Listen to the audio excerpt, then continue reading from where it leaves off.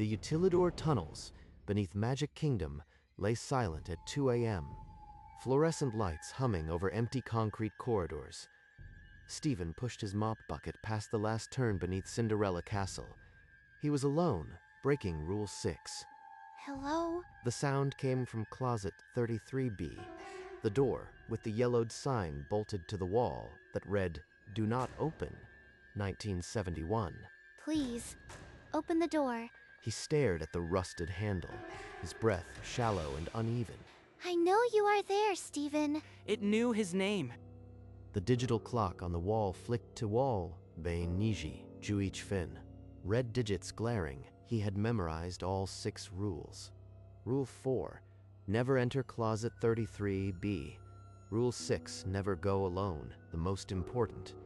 Tonight, he had already broken it, and now something behind that sealed door was speaking his name. It's okay. The man who locked it died yesterday. 2 years earlier, Stephen had sat in a windowless orientation room, the air thick with recycled cold. A supervisor named Richard wrote 6 rules on a chalkboard. These rules are not suggestions.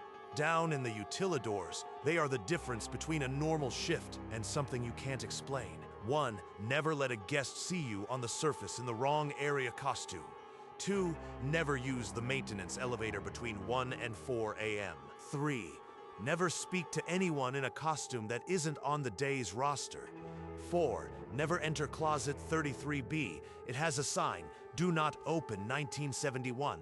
Do not touch it." 5. Never sing in the tunnels. And 6. The most critical, never go alone. If your partner calls in sick, you call me. No exceptions. Richard's eyes lingered on Stephen as he underlined Rule 6, as if testing whether the new hire understood the weight of it. Why would a supply closet need a warning like that? It was just a door. You'll hear stories. Old-timers will tell you things about 33B. Ignore them.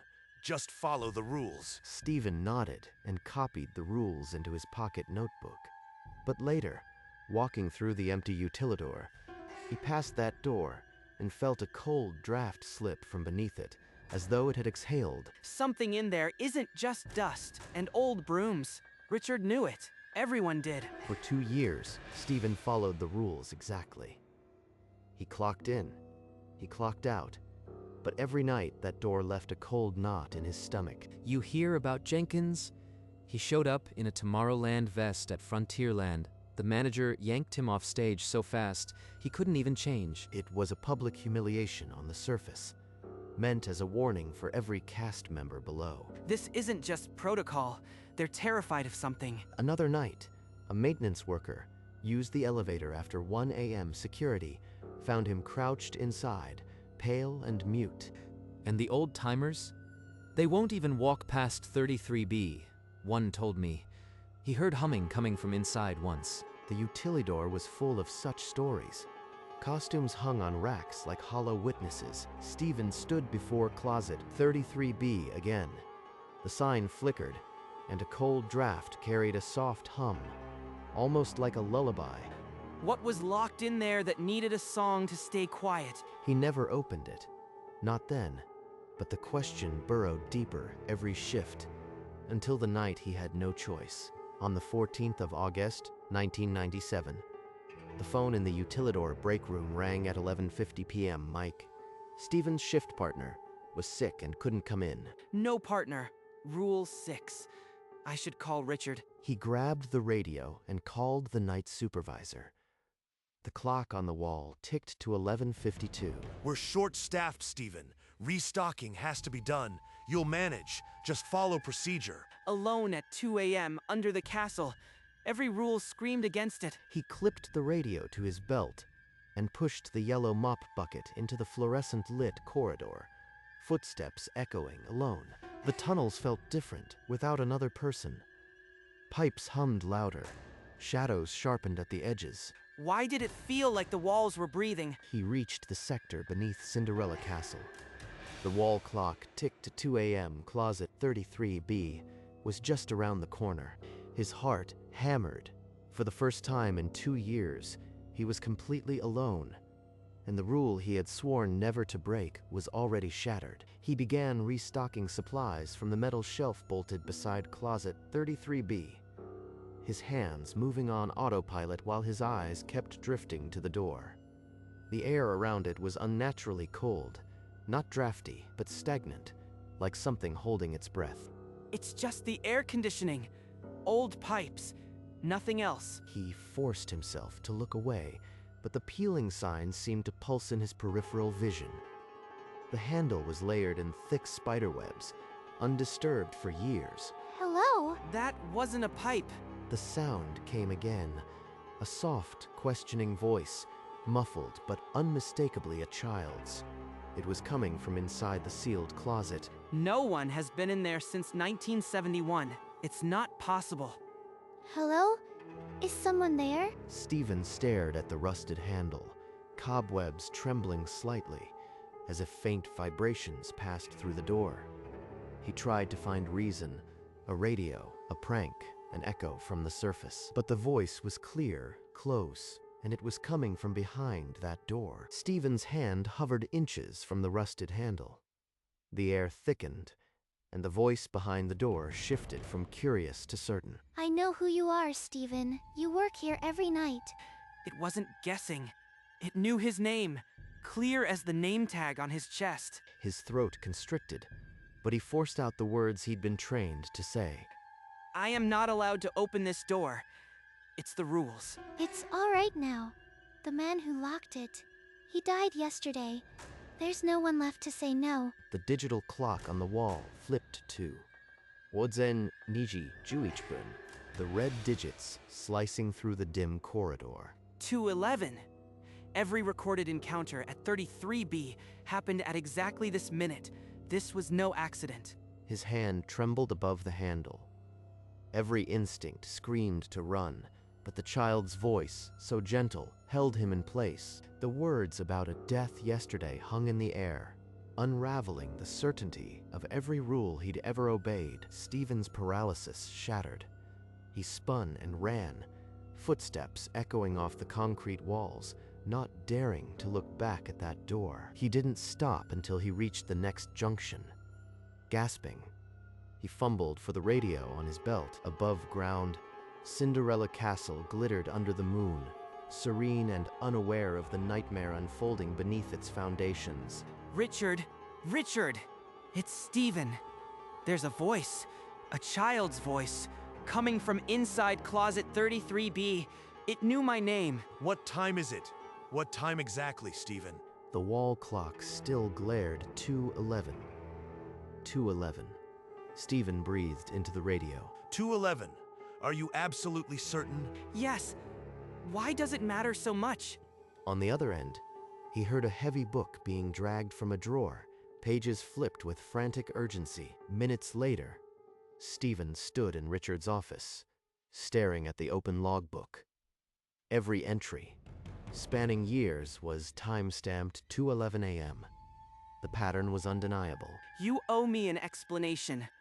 What happened in that closet? In 1971, a construction worker died during the castle build. The next day, management sealed 33 Bream permanently. Richard pointed to the clipping, the headline stark. Construction worker dies at Magic Kingdom site, the 5th of October, 1971. October 5th. That's my birthday. That date.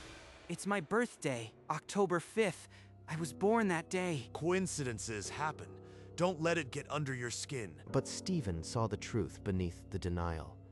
The closet had been sealed on the day he entered the world, 3 days before the park welcomed its first guests. He pictured the accident, scaffolding above the castle foundation, a worker's silhouette falling, the sound muffled by concrete and time. The voice said the man who locked it died yesterday.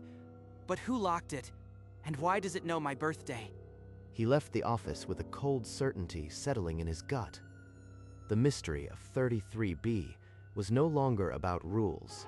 It was a question about his own existence. Stephen broke into the archive room, the old CRT monitor flickering blue light across his face. He typed, pulled up the 1971 report, The scan of the typewritten file detailed the construction accident. He scrolled down to the victim's information. First name, Steven.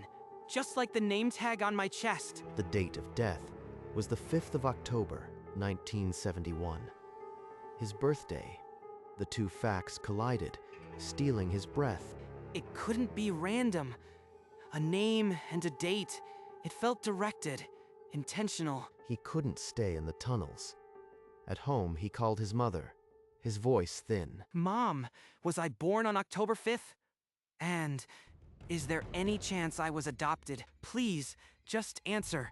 Is there anything about my birth I don't know? Her reply was muffled, but certain. He was her son, born October 5th, 1971. Nothing unusual. Then why did that dead man wear my name? And why does my entire existence feel borrowed? He barely slept. The next evening, he descended with Mike, forcing his trembling hands steady on the mop handle. As they neared the junction to 33B, a flicker of movement, a child-sized shadow darted to the edge of his vision. There was nothing when he turned, but the shape had been there. Small, deliberate, watching only him. Later, sent alone for a restock, he froze. At the tunnel's far end, the silhouette stood motionless, a perfect child form in the fluorescent haze. He stumbled back, boots splashing a thin puddle on the concrete. The reflection showed the figure right behind him, but when he spun, the tunnel was empty. That night, the dreams began. A small hand pressing out from the inside of closet 33B.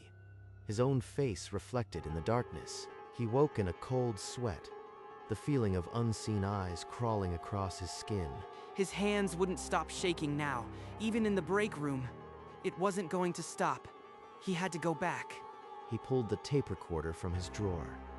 Tomorrow, he would enter the tunnels alone and confront whatever lived behind that door. He placed the portable recorder on the cold floor, 2 feet from closet 33B, pressed the red button, and stood motionless in the humming silence. The digital clock clicked to 2:11. As if on cue, the voice drifted through the metal, softer than before. You came back, Steven. I knew you would. He forced a question into the stale air, his own voice cracking. Who are you? You already know.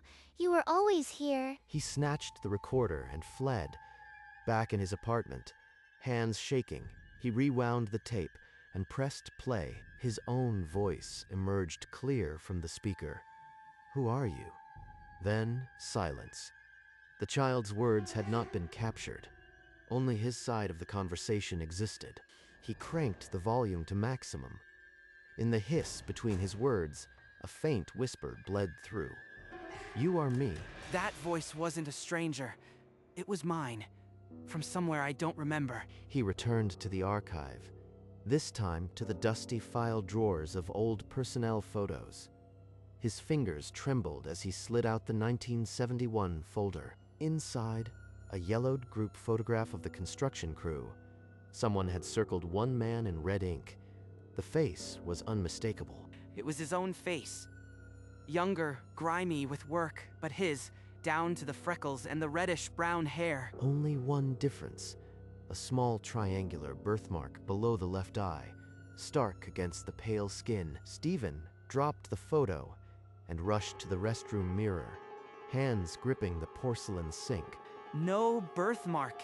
He tilted his head, wiped the glass, but his skin was smooth, freckled only. He ran his fingers over his cheek, half expecting the mark to rise under his touch. It didn't. He was an exact copy, without the defect. The child in the closet said we were the same, but I have no mark. How can I be him? He stared until his reflection seemed to twitch, as if the face behind the glass wanted to swap places. Over the following weeks, the child's shape no longer stayed at the vanishing point.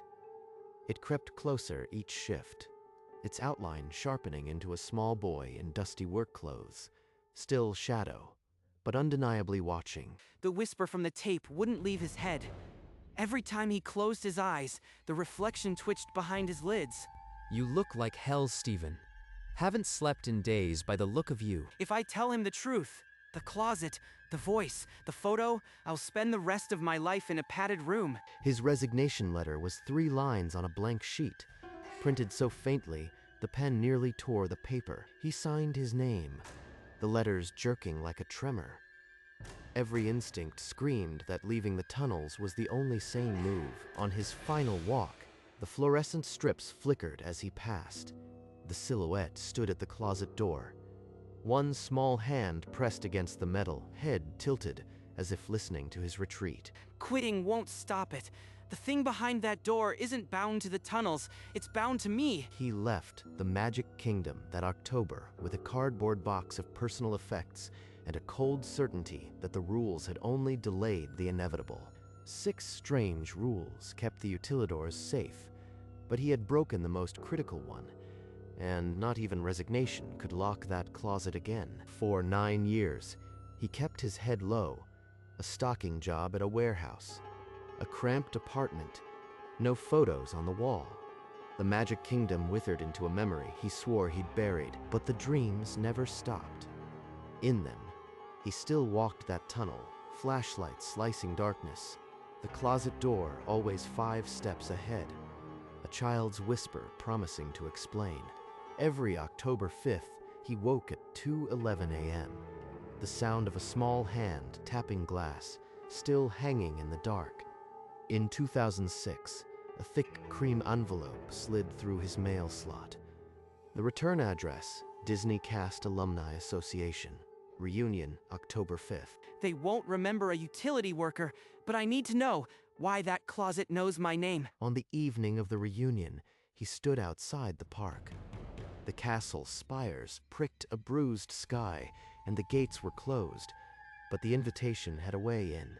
He walked the service entrance, the same route he'd taken 1,000 times in his 20s. The concrete felt familiar under his feet, but the air was heavier now.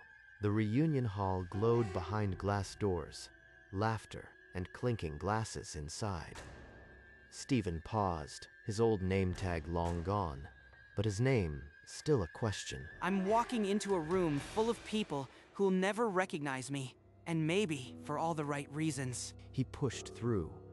Somewhere in that room, a photograph waited, one that would finally answer whether he had ever truly been alive. Inside the hall, clusters of cast members embraced. Stephen lifted a hand in greeting, but eyes slid past him like he was a stranger. He drifted to a memorabilia table. No one glanced his way. His fingers found a leather album, a 1971 employee photo. His own face, reddish hair, but a triangular birthmark below the left eye. The mark was unmistakable, a shape never in his mirror. He compared it to his old ID. Same face, no mark. He asked a woman nearby if she remembered the man in the photo. She said it was the worker who died in the construction, and some believed his spirit still lingered in the tunnels. They think he is dead, but I stand here alive. He shut the album and headed for the exit, the birthmark burning behind his eyes. Tonight, he would return to the tunnels alone and open that closet. He drove to the cemetery straight from the reunion. The album image seared behind his eyelids, the tombstone portrait was a mirror with one cruel deviation, a triangular birthmark below the left eye. He traced the mark with a trembling finger, the stone cold as the air in the utilidors. That face isn't mine, but it feels like mine. Every nightmare, every whisper leads to this grave. A faint child's hum rose from the grass, the same lullaby he'd heard filter from behind the sealed door. He left the cemetery and drove into the night. Cinderella Castle rose ahead, dark spires cutting the moon. The service gate was unlocked. A coincidence or a summons? Stephen knew which he believed. He grabbed a flashlight from his trunk and descended the maintenance stairwell, concrete swallowing his footsteps. I broke every rule. Rule 4, Rule 6, and the one no one ever said out loud. Never seek out the dead. 300 yards of empty corridor separated him from closet 33B, and for the first time, he did not flinch. He rounded the final corner. The fluorescent strips above flickered, casting jagged shadows down the empty corridor. The padlock that once sealed closet 33B lay shattered on the concrete. The door stood ajar an inch, a thin sliver of warm light spilling across the dusty floor. Someone broke it, or something opened it from inside. A child's whisper slipped through the gap, calm and welcoming. Come in, Stephen. I've been waiting so long. He pressed his palm against the cold metal.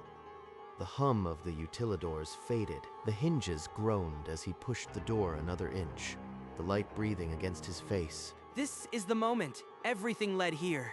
And the clock on the wall turned to 2:11, its red glare blinking in the corner of his eye. He did not step forward. Not yet. He pushed the door fully open. The room was small, a bare bulb, no shelves, a child-sized mirror propped against the back wall. He crouched before it. His reflection was wrong, a triangular birthmark beneath his left eye. His skin was smooth. Only the glass wore the mark. You were always here. The man who died was only the body.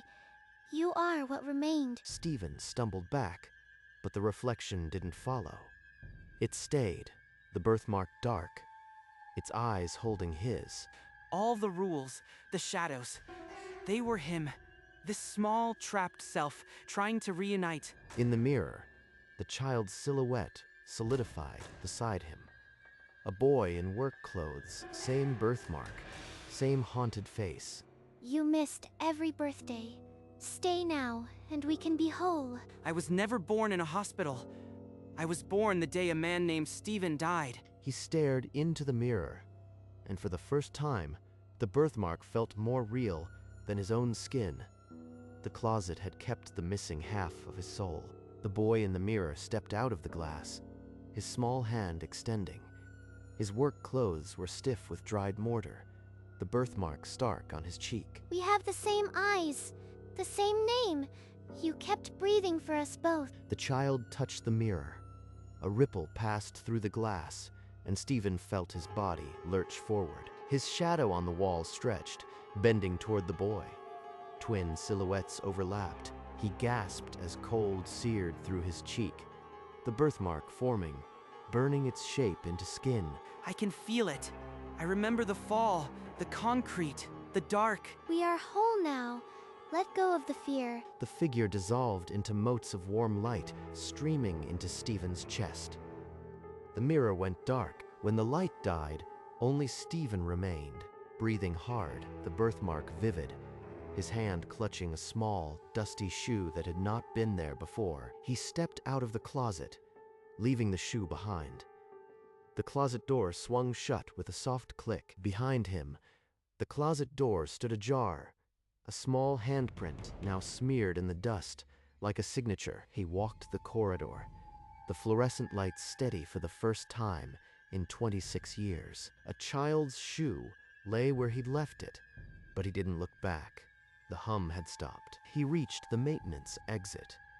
The first hint of dawn bleeding through the crack above the door. Something tugged at his chest, his name tag slipping, unclipping itself. He reached for it, but his fingers turned translucent, passing through the uniform like morning mist. Warm light poured down the corridor, dissolving the shadows, and he felt the last cold thread of fear release. The name tag struck the concrete, resting beside a yellow mop bucket that hadn't moved since 1997. By 6 a.m., maintenance found the tunnel empty, only an open closet, a small shoe, and a silence that hummed like a lullaby.